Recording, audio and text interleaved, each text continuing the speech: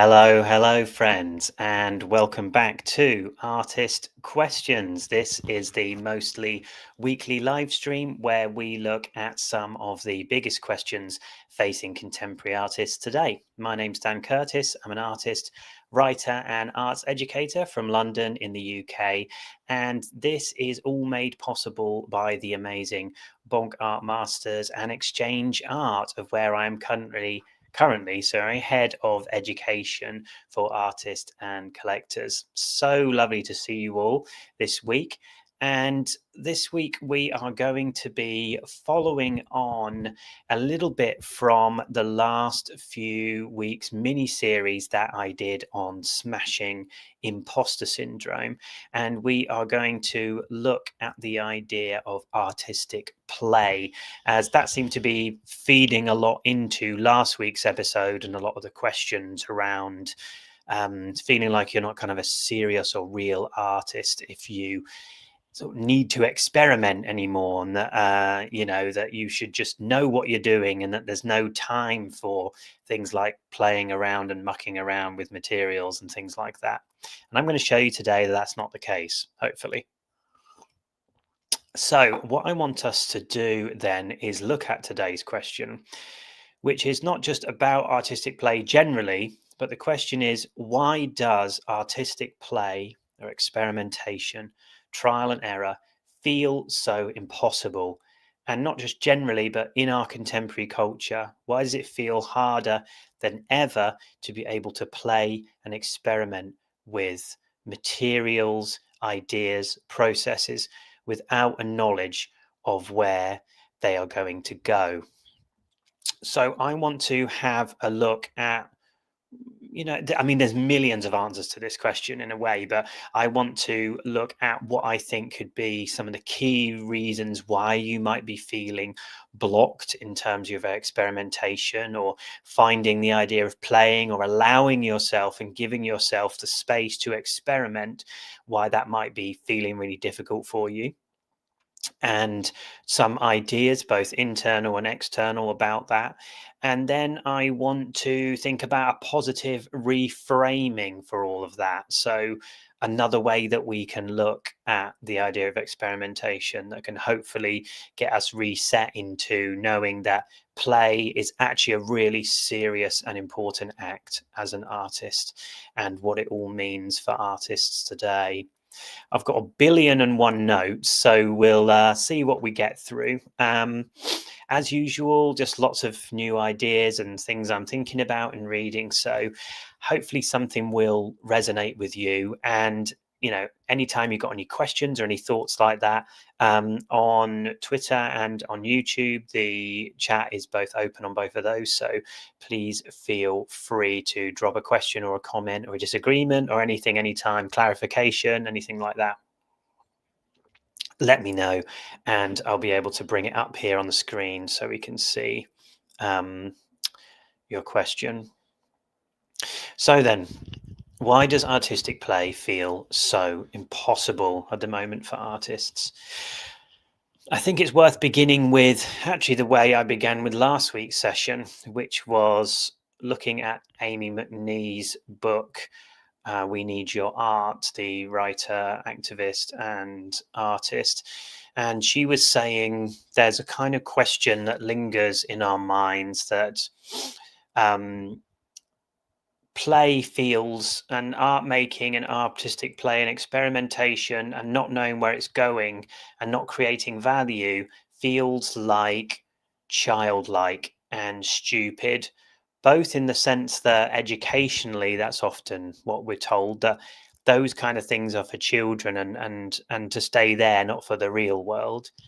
And on the other hand, that why would we do abstract paintings, embroidery, write books about, forest fairies or anything like that, when the world is figuratively and literally on fire, when we're living through some of the worst times we can imagine, when we're seeing terrible things happening. And we talked a lot about that last week, and I would recommend going back and looking at the idea of frivolity and the idea that prettiness and beauty and experimentation are antidotes to that. But something that I want to just touch on here is, if we're beginning to feel like play is stupid, that we've got to remember, as Amy says, that in a culture that demands passivity from us and consumption or endless value creation productivity, that being explorative, curious, open, and just experimenting and playing actually becomes a radical act, a political act in a culture that demands you to consume. Creating and experimenting without a clear product at the end of it actually brings you back in line with who you are outside of surveillance capitalism. And we're going to get into that a bit more as we go along. So that might be one reason you're seeing it as stupid or childlike to think that way, and that serious artists would just know what they're making. Or you would feel like, well, the world's on fire, so how can I do it? Another reason why you might be finding it difficult to experiment in the studio is because of the reinforcement of genius mythologies through our culture. Now, we have kind of dropped, in some sense, the idea of the artist as genius.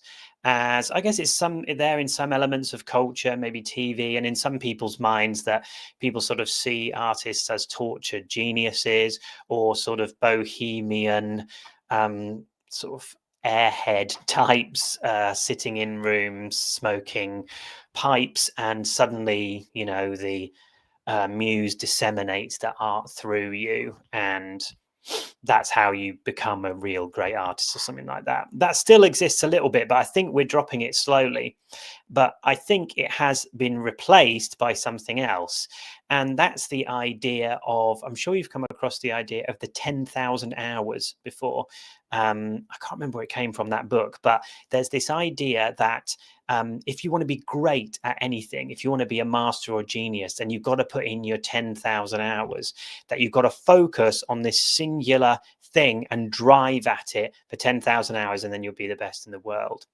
And there's an amazing book by a author and journalist called David Epstein, and the book's called Range, and it's about why generalists, rather than those who specialize early, become have a much more fulfilled and active and productive, I guess, life than those who become specialists early on.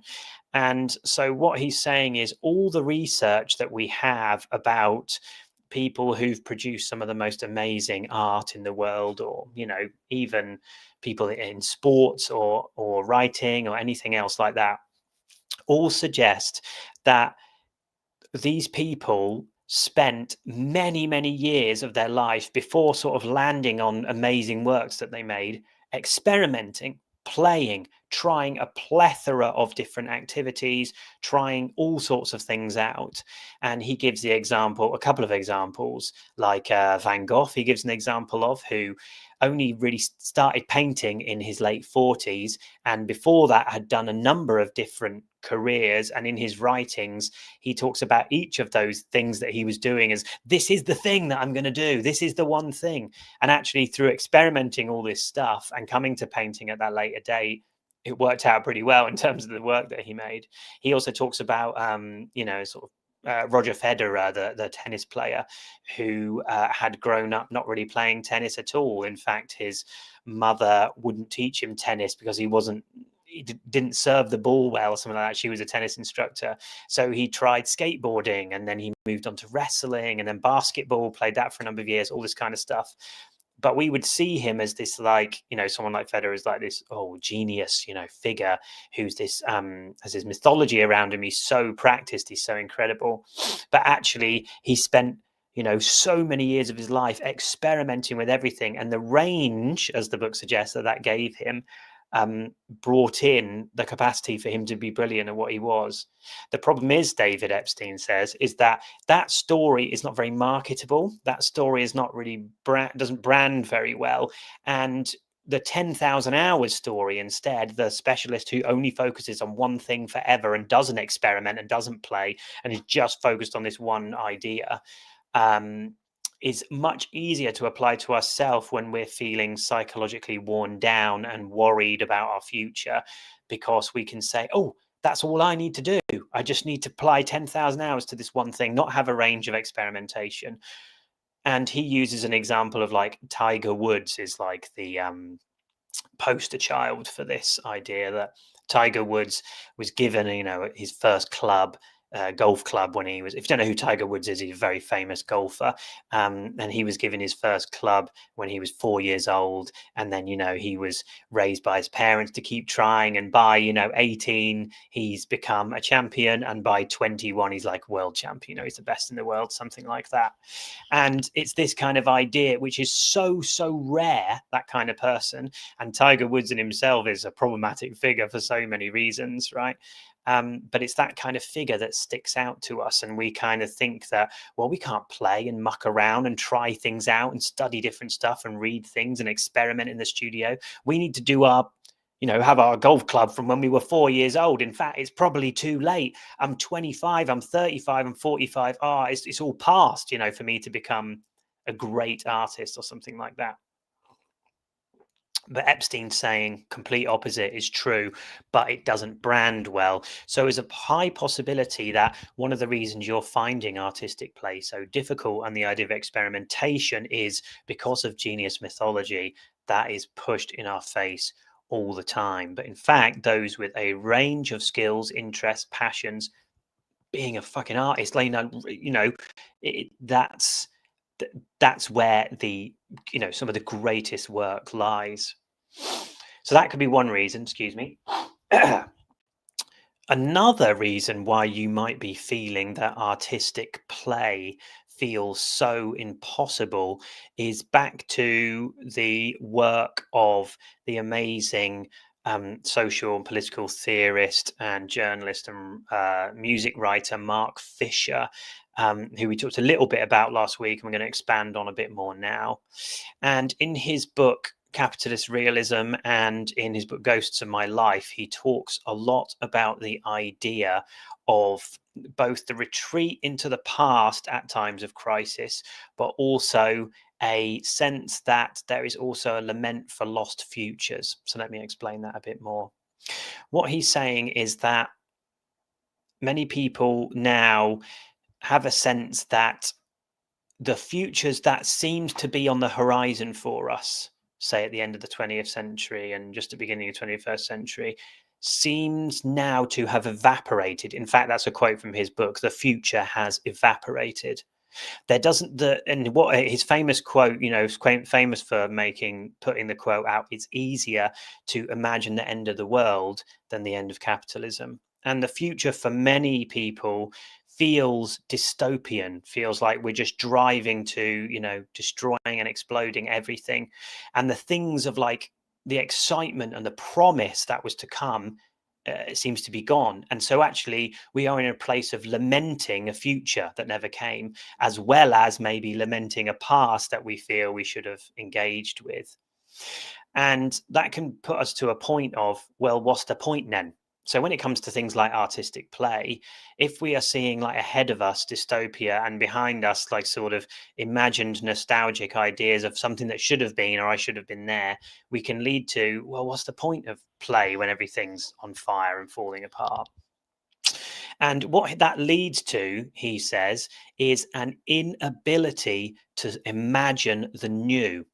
And that's why he suggests that so much art and music and culture feels like it's just constantly resampling itself.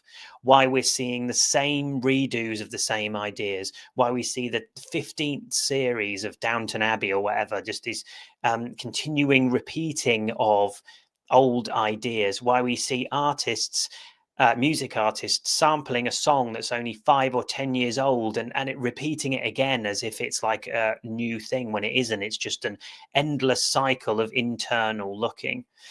And He's saying that comes from in the end of the 20th century, perfect, the government wasn't funding all arts or something like that, but that most art schools were free or had minimal costs.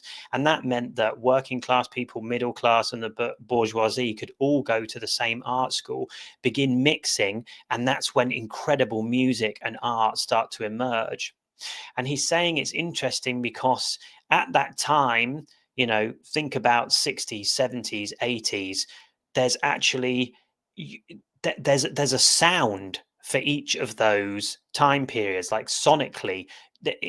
There was so much of the new happening and people imagining the new that you can actually pretty much pinpoint almost to the month, sometimes he was saying, of the sound of that time. He's, as a music journalist, he's often talking about it in a musical terms, but I think we can see that in terms of art as well. And when you think about what's the sound of the 2000s or what's the sound of the 2020s, it's like it doesn't exist anymore. Everything is like a plethora, and there isn't much new sonic or artistic imagination occurring because there isn't space to imagine the new, because capitalist realism has kept us so locked in to a space of lack and a space of fear and a space of competition, and the attention economy rules over everything that we're doing, that it's so hard to think about playing, experimenting, imagining the new, when you just feel like you're trying to survive, or you just feel like that you are fighting for the scraps of minor attention that we can get through social media, or the small amounts of funding that are left in a culture that devalues art so much while valuing things like high levels of wealth being dragged upwards, etc., etc. So this struggle, Mark Fisher is saying, with capitalist realism and the fact that there's so little support for artists, and tuition fees are not that old. They were introduced by New Labour, I think it was in 2008, wasn't it, in the UK? And they've only gone up and up in cost, so that it's only now that bourgeoisie, the highest tiers of society, that can even go to art school in the first place, unless you're super, super lucky, like I was, and got a scholarship to be able to go to my master's. Otherwise, I never would have been able to afford it. And it means that then we're not mixing and there's not anything new occurring, and it's actually just going to college to pay exorbitant amounts of money for very small amounts of space, and then to kind of get the name added at the end of your work. That's obviously a very cynical look at it, but it's very different to the late 20th century, which was then birthed a lot of new creations. What's happening then is, what he's seeing is the retreat into two things. One is the repeatability. So for the feel for us as artists, that we can't experiment wildly and do things new, because what if my audience doesn't get it? What if a gallery won't represent me because I can't repeat the same things over and over? And I've got to be, when people are scrolling, they've got to know that it's me. If I do something wildly different, then it won't make sense. Yeah, we talked a bit more about that last week, so feel free to go and watch that one as well. And that's capitalist language, attention economy working itself out. And the second then is the nostalgia, as I was describing, the endless resampling of life. And I think we can then start to resample ourselves as artists out of fear of trying something new, because we're so stuck inside this capitalist realist environment and framework. What that then leads to, I think, which is quite interesting, is that I think when you think about the fear around AI for a lot of artists, I think one reason that AI is able to so easily repeat or create what is out there in culture at the moment, whether that's kind of illustration styles or forms of music, I think, it's not just because of the massive data sets that are scraped to make AI work.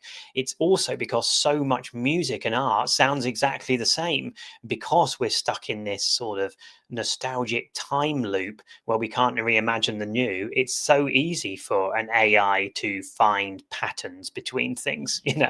That's a theory I've got anyway. I don't know if you agree with that, but when we can't imagine the new, it's perfect fertile ground for something like AI to just take up the reins and make as much money out of it as possible, because it's so easily repeatable. Okay, how are we doing? We're all right there.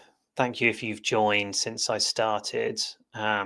Questions are open, so feel free to drop anything in if you'd like to. Connected to that, then, when we're talking about the attention economy and capitalist realism, is also another thing that might be making it hard for you to think about experimenting and playing as an artist anymore, is because of what we could call surveillance capitalism. This is a sense, like, through things like social media and the attention economy, that you are constantly being watched by an audience at all times. And it might be even just an audience that's in your mind, because you are constantly in a space where you're thinking each thing I do must be performable, must show value, or must show progress, or must show that my life's together, or something like that. And the idea of, like, roughness and trying things out and experimentation doesn't really fit into surveillance capitalism, which requires us to be showing up in the correct way.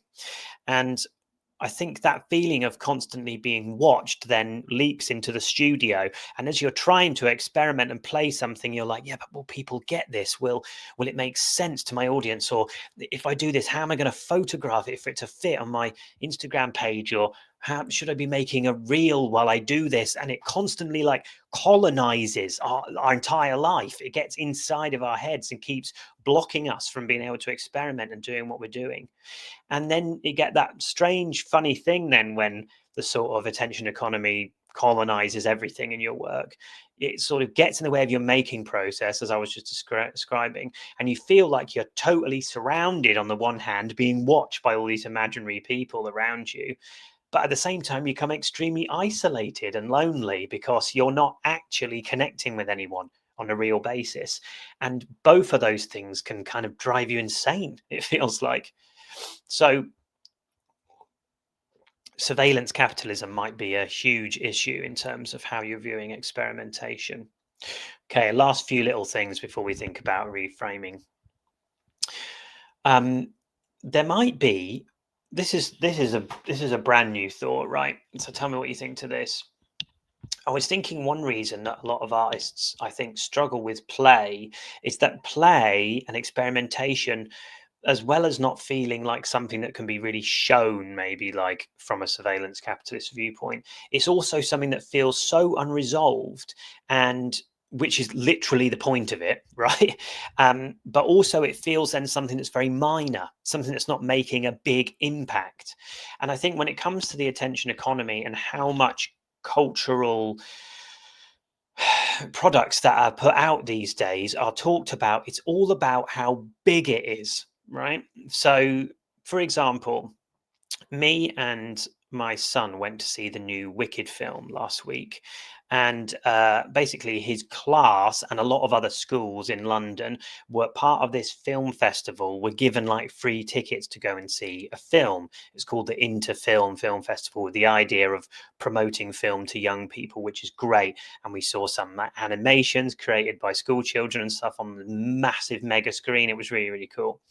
But the film that we'd been given tickets to was Wicked 2. It's called Wicked for Good, the new one, the second half of the Wicked story, and which is a musical, if you're not familiar with it, which has been running in London and I think in New York for many, many years.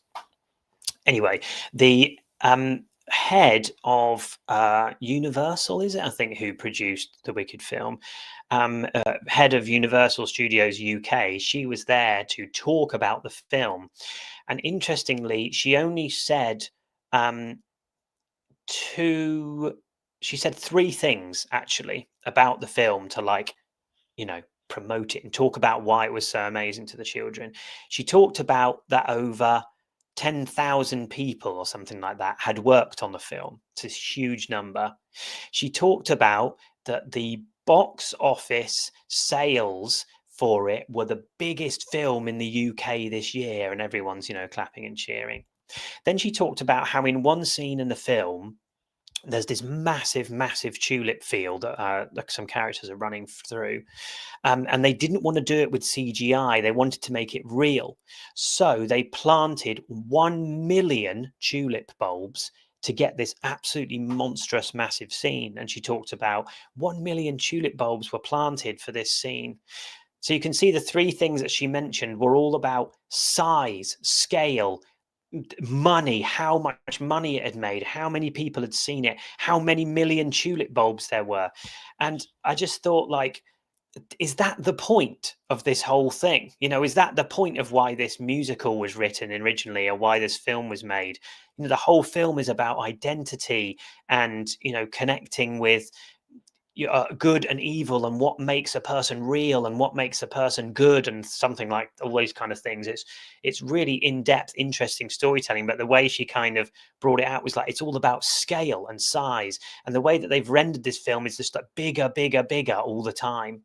And you're going kind of like down two routes with so much of modern film culture in particular, or you know, programming. You're going down the kind of multi-million pound, million tulips in a field size thing, or you go to sort of the Netflixification of things, they call it, don't they, where it's like the subject matter is so lax and so weak that you're able to do what they call dual screening. So you can scroll on Instagram while watching this program at the same time. It's kind of made for multi-screen viewing, right?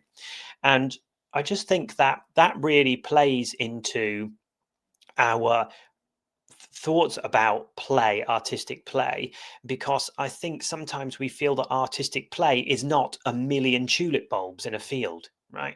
And we're not doing something that creates this level of impact. So what's the point of fucking around in the studio with paint or fabric, or doing a silly little collage or whatever, you know, to get ourselves inspired? It can feel like we're not doing something big or important. The problem is with this sort of stuff is twofold. I think on the one hand, when you think of 1 million tulip bulbs planted for the, you know, Wicked second film, I think, yes, they were 1 million tulip bulbs planted, but by who? Do you know what I mean? And then, you know, this guy who's obviously been paid like exorbitant amounts of money to do the design for this film is saying, you know, we worked with the local people to plant the 1 million tulips. And I'm like, who are these local people? Who is the labor force, you know, behind this vision that you have? And that the fact that you had to do it with real tulips, yes, it's kind of extravagant and amazing, and in some sense. And on the other side, I'm like, who's made that happen, you know? And I just, the ethics of it just really make me feel really strange. And the fact that that's promoted as the most important like part of the art is like how many million people worked on it, and how much labor they could, probably underpaid labor, they could make happen to make it work. And where did all the tulips go, and all these questions I have. So that's the one.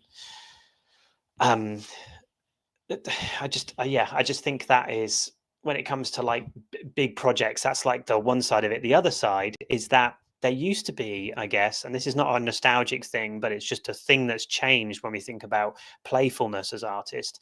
There used to be a very strong idea around the idea of selling out, that you sort of, if you went to where the money was, or, you know, where bigger things were, and you started making things commodifiable and sellable all over the place, that you were like a sellout, right? I think with sort of modern artistic or creative culture, even things like, let's say, YouTubers and things like that, where it's all about how many millions of pounds or millions of views you've got, and these kind of films like I was discussing, there isn't this idea of selling out anymore. That seems to have passed. And actually the idea of, you know, being constantly productive and making a lot of money from your art, and then showing off your amazing big studio in your really cool clothes and your big paintings and stuff like that, is actually like, becomes like something we compare and despair with on social media, and think, why am I not there? Instead of like questioning it in the first place and saying like, is that actually what any of us really wants, you know, to be as mega famous and rich as possible? You know, we start to see like, oh, that's a real artist, someone who sells their work for high figures, not someone who imagines the new and reshapes culture, or thinks about experimentation with no end, thinks about curiosity with no result in mind. We think, no, this is what a real artist would do, is like this sort of mega sales force, you know. And And we end up, as I've said so many times, comparing ourselves to artists that we've got no idea how their lives work, or why they've got so much money, or how they're able to afford the time and space to do all this stuff, when, like Mark Fisher's saying, so much of us are stuck in not being able to imagine the new because we're simply trying to keep up with capitalism. Okay. So when this idea of productivity, of attention economy, of capitalist realism, of the idea that we can't imagine anything new because everything feels so dystopic, and productivity has colonized our entire beings, and we feel like we've got our audience around us in the studio all the time, and we're anxious when we rest because we feel like we should be working, then we're anxious when we try and play because we feel like it's not real work, and then we're anxious when we do work so we don't feel like we're doing enough. It's just never ending, and it's no wonder that we feel so exhausted and find things like just sitting down and making marks and seeing where they go, or just cutting up paper and collaging with no plan in mind. No wonder that we find that so difficult. So then, with all that in mind, how can we reframe in a positive way and think about reclaiming the act of play for ourselves as artists? Well, let's come back to Fisher and capitalist realism. In terms of thinking about not being able to imagine the new, he's saying in the closing of Capitalist Realism, the book, that it isn't, this way of living isn't inevitable. It's kind of a spell that's been put upon us. It's not a law, because, as he says, it's easier to imagine the end of the world than the end of capitalism. But capitalism is not that it's like inescapable, it's that we've been convinced that this is the best we're going to get, that this is all that we've got, to work with. But if imagination then has been constrained by that, it shows also that imagination is there and can be expanded again. Yeah. And he's saying that capitalist realism is a psychological and cultural condition, manifested by these frameworks around us. It's not a natural state of being, and therefore it can be undone. But therefore it's not just kind of depicting the world as it is, or as artists that's all we've got to work with. Actually, irritating the limits of imagination is what is important. Proposing forms or feelings that don't fit in the current order is what it means to imagine the new. And of course, we don't do that alone, because, as Fisher keeps saying in the book, the future is built through community, not lone genius, as we were discussing earlier. So then Fisher's kind of optimism in the book is that collective imagination, and I think then collective play, is the real site of transformation for us as creatives, is the real site of making a fucking difference, whether it's just in our own lives, in the lives of those who are interested and need our work, or in a larger scale, whatever it is, all of which are legitimate. The collective imagination and collective play is where we're going to find the true sort of change, the newness that we're looking for, by embodying the new, not via the attention economy or perfectionism, or not allowing ourselves to play, and not through competition with other artists for these limited forms of attention, or not in compare and despair cycles, all of which isolate us from each other. If we can collectively experiment and play together, and hopefully by me telling you this today and saying you can do it, that you can find each other, and me explaining that I feel the same as you, I hope you can see that, which is what we talked about with imposter syndrome. All of the solutions to imposter syndrome, and thinking about these frameworks of the attention economy sucking things out of us, is all about coming back together and saying, yeah, we feel the same, and therefore we can both play the same too and imagine the same. So that's Fisher's sort of reframe it, this sort of re-enchanting of imagination, and that the future will be built through collective imagination, and by irritating the limits of your imagination, not getting constrained within, I have to only imagine in this way because otherwise I can't make money from it. That's Fisher. And I also want to, in closing, then we've got about 5-10 minutes left, in closing, I want to talk about the American artist and writer Jenny Odell. And I'm going to be doing a little bit more on her work next week, hopefully, and thinking about the idea of refusing the attention economy altogether as artists and how we can do that. But I want you to talk a little bit about her research now, just in closing, but I will do more next week. So Jenny Odell is an American multidisciplinary artist, makes really interesting work.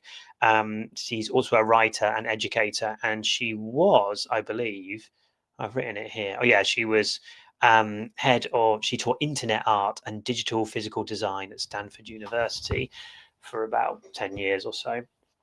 And she also wrote the book How to Do Nothing, Resisting the Attention Economy, which is a fascinating and incredible book. And it is, written from an artist's perspective. It can really apply to anyone, but she uses so many artist examples in there of what that can begin to look like, and then reframing what it means for us to reclaim our attention, which I think allows us to play, which is like my theory on top of this, is that when we begin to reclaim our attention from the attention economy and from searching for these like perfectionism in compare and despair cycles that capitalism wants us to be fighting against each other, that when we can reclaim attention, we can redevelop our imagination and our chance for play.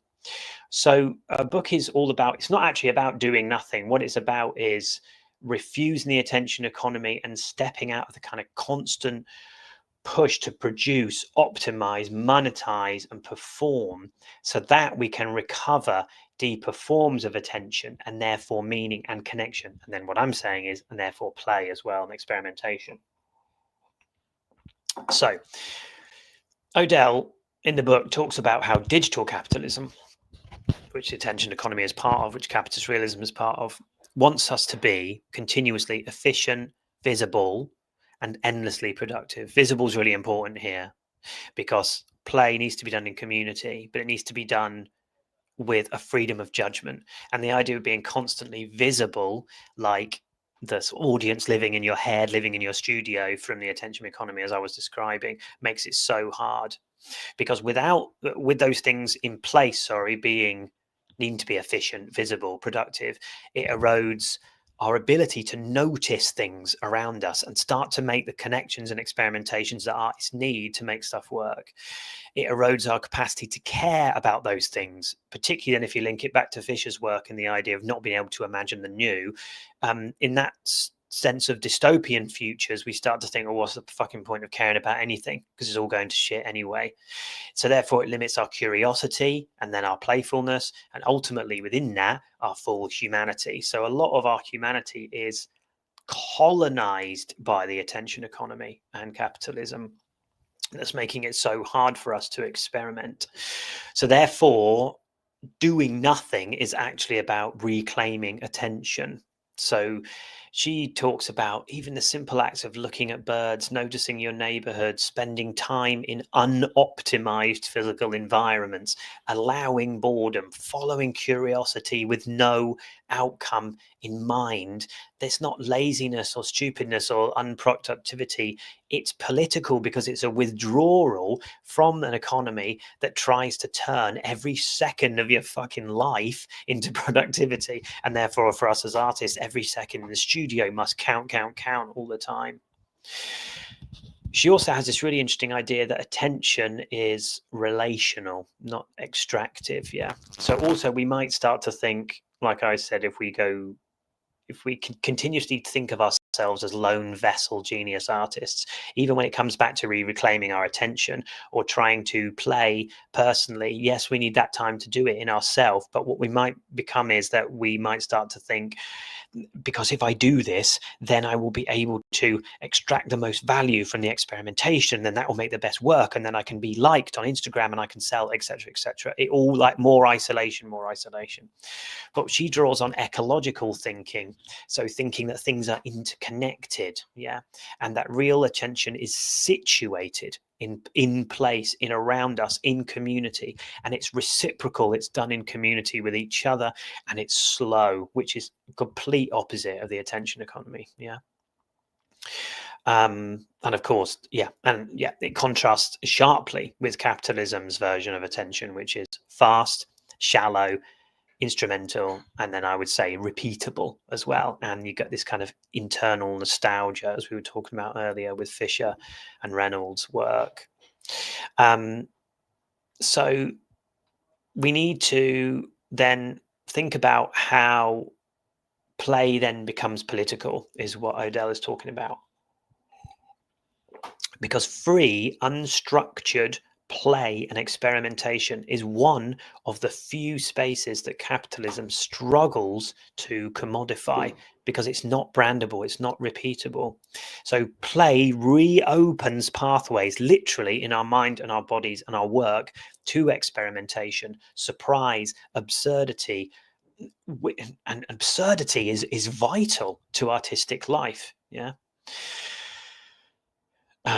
Here's a great quote from her. Our attention is what we have to give.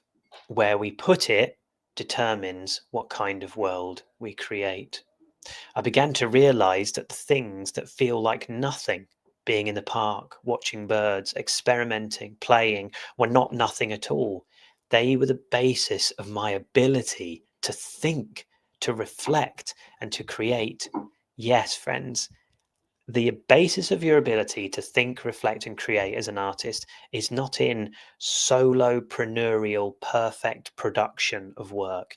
It is in the idea of doing nothing, of allowing things to emerge, of being slow, of being experimental, slow observation, collecting thoughts, following side trails, being present, finding your own rhythm, making things that are not optimized for algorithms, thinking about what matters to you, not what sells, reconnecting with the world in ways that inspire your work, looking at community-based alternatives, caring for things rather than consuming them all the time, and making art that isn't market-led. So doing nothing, therefore, is what she's saying, is protects your sense of self. Not only that, builds your sense of self. So another quote from her, when you are no longer a target for advertisers, you become a person again.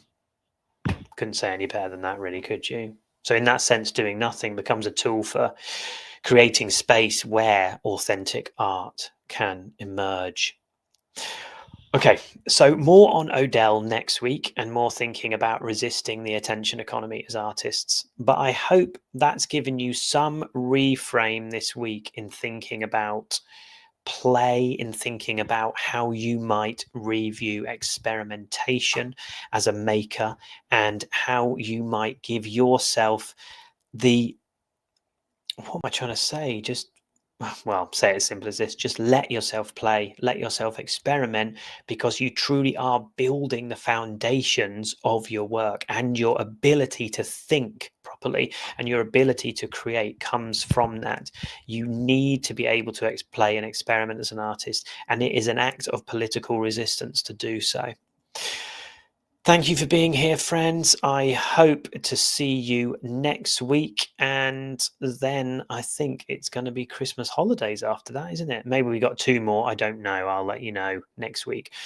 But love you all. Thanks for being here, and see you in the next one. Bye for now.